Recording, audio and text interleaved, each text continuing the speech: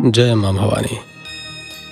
चैत्र नवरात्रि का पर्व बस आने ही वाला है और आप में से बहुत से लोगों ने नवरात्रि में की जाने वाली पूजा और व्रत के दौरान इस्तेमाल होने वाले सामान की तैयारी करना भी शुरू कर दी होगी।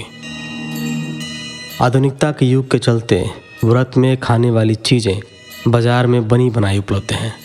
कुछ लोग व्रत में सिर्फ फलाहार लेते हैं तो कुछ को कुट्टू और साबूदाने के पकवान चाहिए होते हैं।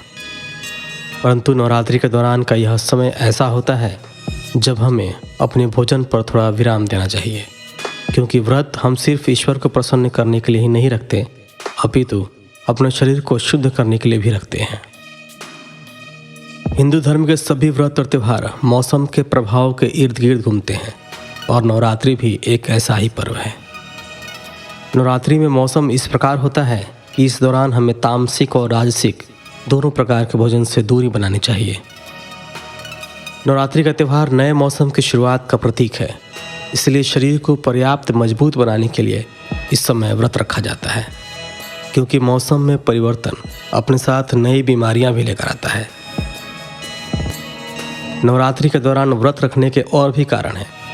आयुर्वेद के अनुसार व्रत करने से पाचन अग्नि फिर से जागृत होती है, वह नई ऊर्जा के साथ काम करने लगती है।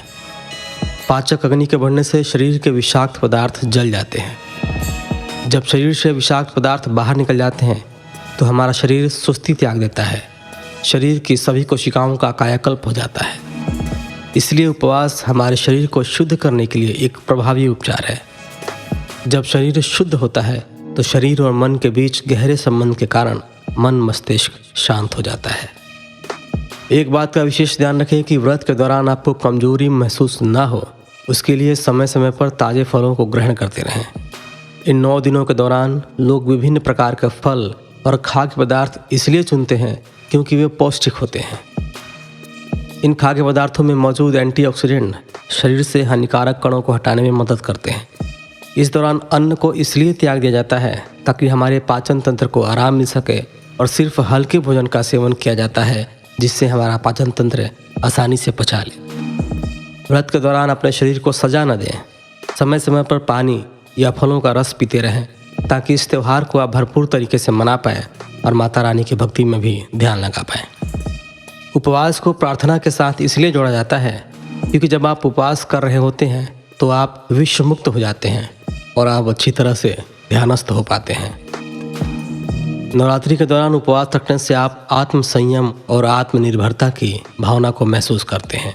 तो मुझे उम्मीद है कि व्रत क्यों रखना चाहिए इसका कारण आपको समझ आ ही गया होगा। तो अभी के लिए बस इतना ही। मिलते हैं आपसे अगली वीडियो के साथ। नवरात्रि से संबंधित सभी प्रकार की जानकारी की वीडियोज समय समय पर हमारे चैनल पर आती रहेंगे। तो आपसे आग्रह है कि चैनल को सब्सक्राइब कर लें ताकि सभी जानकारी आप तक सीधे पहुँच सके।